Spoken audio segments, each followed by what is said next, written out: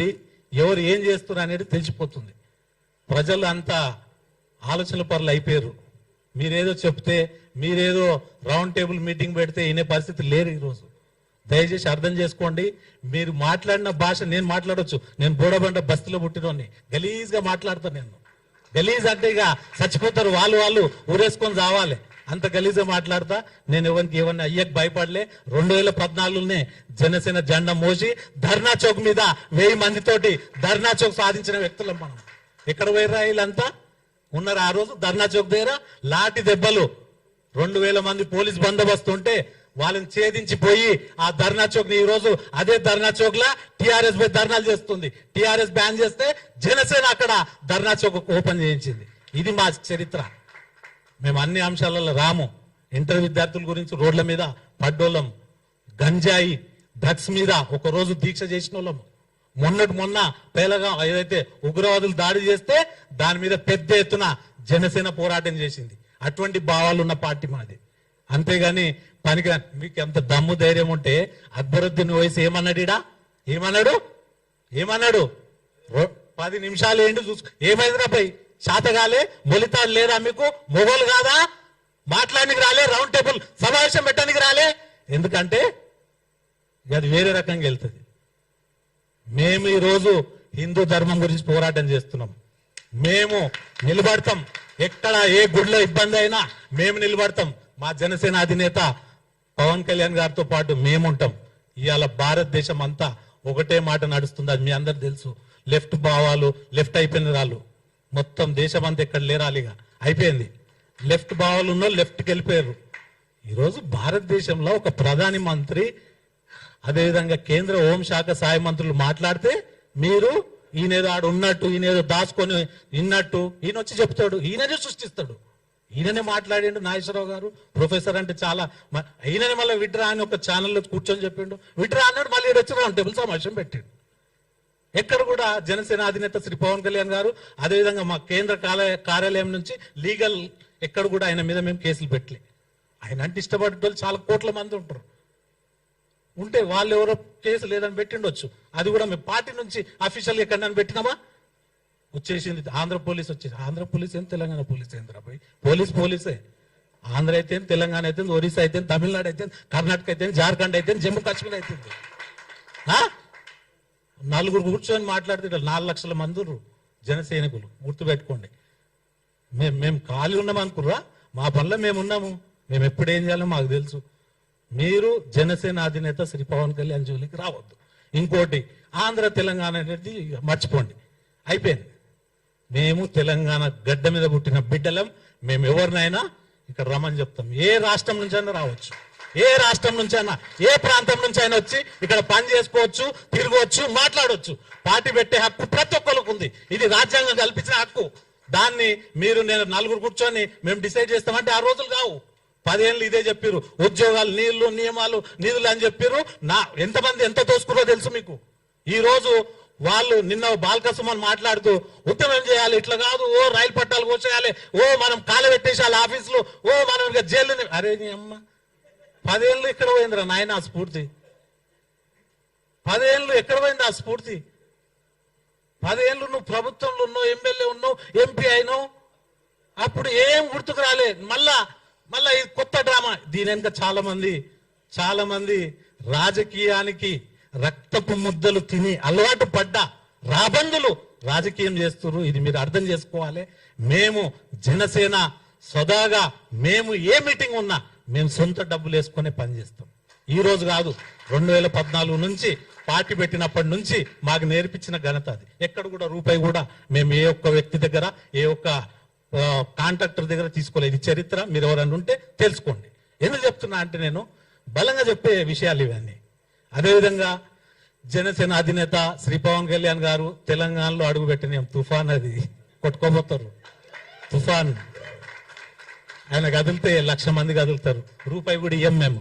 మిగతా పార్టీల లెక్క ఏది బీరు, బిర్యానీ, పైసలు ఇస్తే ఆ మీటింగ్ లో కూడా ఉండరు, ఉరుకుతుంటారు. ఆ ఎండ కురుకుతుంటారు. బగ ఎండ మండుతుంటే కూడా అట్లనే నిలబడతారు. అసొంటి కార్యకర్తలు ఉన్నారు బైసాబ్ మా దాంట్లో. అర్థం చేసుకోండి.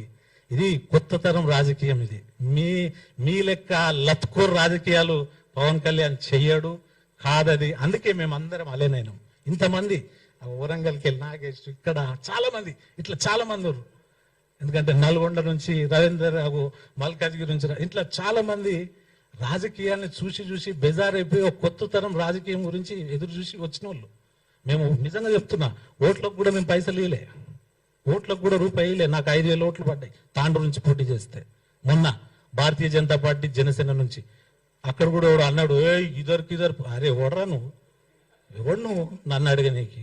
ఇక్కడ పుట్టి పెరిగినోన్ని, 32 ఏళ్ల నుంచి రాజకీయాలు చూస్తున్నోన్ని, నేను ఒక జాతీయ పార్టీలో పనిచేసినోన్ని, బైసాబ్ వెంబడి తిరిగినోన్ని, టైగర్ నరేంద్ర వెంబడి. నేను ఎంత ఇది ఉంటుంది, నాకెంత ఆలోచన ఉంటుంది, రాజకీయాలకి మీద ఎంత అవగాహన ఉంటుంది. ఏదో కొత్తగా వచ్చినట్టు అందరినీ మనం రాజకీయ పార్టీలు అంటే ఈరోజు కాంగ్రెస్, బీజేపీ జాతీయ పార్టీని గౌరవిస్తున్నారు. జనసేన కూడా ఇంకో విషయం చెప్తా, తెలంగాణ గడ్డ మీద పుట్టింది జనసేన పార్టీ. 2014 మేము March 14 నవోటల్లో పార్టీని అక్కడ స్థాపించడం జరిగింది.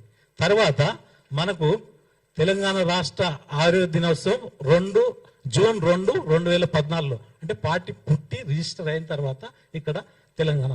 అంటే నేను ఏమంటా అంటే, ఎవరైనా సరే మనం ఇక్కడ తెలంగాణ ప్రాంత బిడ్డలం, మనకు చాలా అవమానాలు జరిగినాయి, చాలా బాధలు పడ్డరు, చాలా మందికి అవకాశాలు రాలే. మీరు ఎవరిని అడగాలి? అప్పుడున్న గవర్నమెంట్ని అడగాలి, రాజశేఖర రెడ్డిని అడగాలి. రాజశేఖర రెడ్డి చనిపోయాడు, అడగలేరు. అదేవిధంగా జగన్ అడగాలి, ఎందుకంటే వాళ్ళు దోసుకున్నారు అంత సంపద. ఈ రోజు వాళ్ళ ఎన్ని ఆస్తులున్నాయో తెలుసా తెలంగాణలో? అరే వాళ్ళ మీద పడి ఉండరు ఆయన. అంటే పవన్ కళ్యాణ్ గారు, అంటే పవన్ కళ్యాణ్ గారి మీద పడతారు. అరే ఆయన మంచి చేద్దామని 100 కోట్ల రూపాయలు కౌలు రైతులకు, కళాకారులకు అనేక విషయాల మీద స్పందించి ఇవ్వడం జరుగుతుంది. అదేవిధంగా ఆదిలాబాద్ లో బోర్ వేయించిండు ఆయన. అప్పట్లో రూపాయి లేకున్నా కానీ ఆయన సొంత డబ్బులతో బోర్ వేయించిండు. ఖమ్మంలో ఒక పేషెంట్ ఆమె చూడాలనుకుంటే అక్కడ పోతే ఆ పేషెంట్ బతికి ఈరోజు మంచిగా తిరుగుతుంది. అదేవిధంగా కొండగట్టు ఆంజనేయ స్వామి, అదేవిధంగా మనకు ఇక్కడ వరదలు వచ్చినప్పుడు ₹1 కోటి వేయడం జరిగింది. ఆ తర్వాత ఇంకో ₹1 కోటి మొన్న రేవంత్ రెడ్డి గారు కూడా వేయడం జరిగింది. అదేవిధంగా నల్లమల్ల అడవిలో యురేనియం తవ్వకాల మీద ఇప్పుడు ముఖ్యమంత్రి ఆ రోజు నా పక్కకే కూర్చుండు, నా పక్కకే రౌండ్ టేబుల్ సమావేశంలో కూర్చున్న రోజులు ఉన్నాయి ఇప్పుడున్న ముఖ్యమంత్రి గారు రేవంత్ రెడ్డి గారు. ఆ రోజు ఇమీడియట్ గా అసెంబ్లీ జరుగుతుంది, మేము తవ్వకాలను ఎక్కడ కూడా పర్మిషన్ ఇవ్వలేదని ఆపేయడం జరిగింది.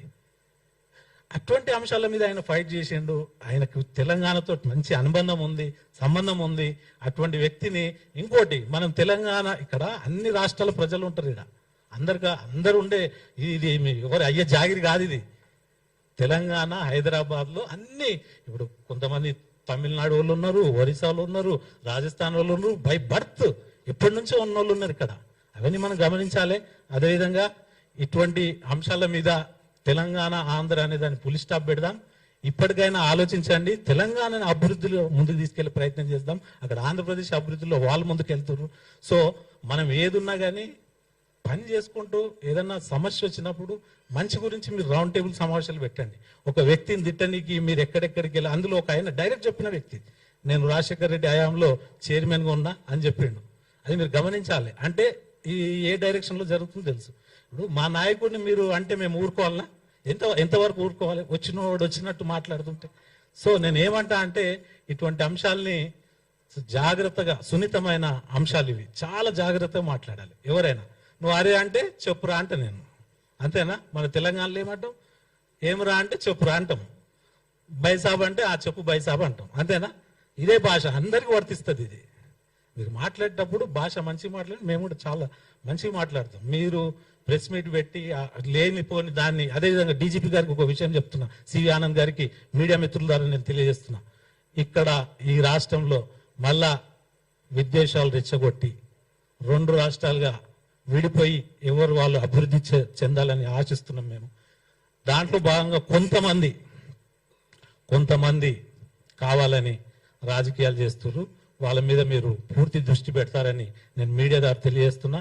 అదేవిధంగా ఏపీ కానీ తెలంగాణ కానీ ఏ ప్రాంతంలో అయినా సరే హైదరాబాద్ లో రావచ్చు, ఉండొచ్చు, బిజినెస్ చేసుకోవచ్చు, ఏదైనా చేయొచ్చు. ఇది దీనికి ఎవరైనా అడ్డుపడితే జనసేన అడ్డుకుంటుందని మీ ద్వారా తెలియజేస్తూ నేను ఇంతతో ప్రెస్ మీట్ ముగిస్తున్నా. ఒక నిమిషం లేదన్నా, అన్నా ఇగో ఇప్పుడే మీతో నేను మాట్లాడుతూనే ఉన్నా కదా, మీ మీడియా ఛానల్ వాళ్ళు దీన్ని మరీ ముఖ్యంగా పెట్టాను అన్న, దయచేసి చెప్తున్నా, మీకు చేతిలో దండం పెడుతున్నా. ఆర్టీవీ వాళ్ళు అంటే నేను పాషం యాదగిరి గారికి ప్రజాస్వామ్య పద్ధతిలో పవన్ కళ్యాణ్ గారు పెళ్లిళ్ళు చేసుకున్నాడు, ఆయనేమో 5 పెళ్లిళ్ళు అన్నాడు, ప్రజాస్వామ్య పద్ధతిగా రాజ్యాంగబద్ధంగా చేసుకున్నాడు అంటే ఆర్టీవీ వాళ్ళు చూడండి. మీ జర్నలిస్టులకు నేను ఏమైనా అన్నానా అన్న? ఒక్క మాట అయినా అన్నానా? మీరు దయచేసి ఇది పెట్టాలి, యావత్ తెలుగు రాష్ట్ర ప్రజలకు మీరు పెట్టాలి. ఇగో పవన్ కళ్యాణ్ మొగర్రా బరాబర్ 3 పెళ్లిళ్ళు చేసుకుంటాడు, తెలంగాణ జర్నలిస్టులను ముండా మోపి కొడుకులు అన్న సంపద నాయకటి. ఇది ఎక్కడి జర్నలిజం అన్న? ఒక్క నిమిషం బ్రదర్. పాషం యాదగిరి అయితే నేనేమన్నా, ఒక్క నిమిషం, ఈ టైటిల్ పెడతారా? జర్నలిస్టులు అందరిని అడిగినమా? జర్నలిస్టులను అందరిని అన్నమా? జర్నలిస్ట్ అందరిని అన్నమా? తప్పు తమ్ముడు, తప్పు. మీ అందరికి బాగా తెలుసు.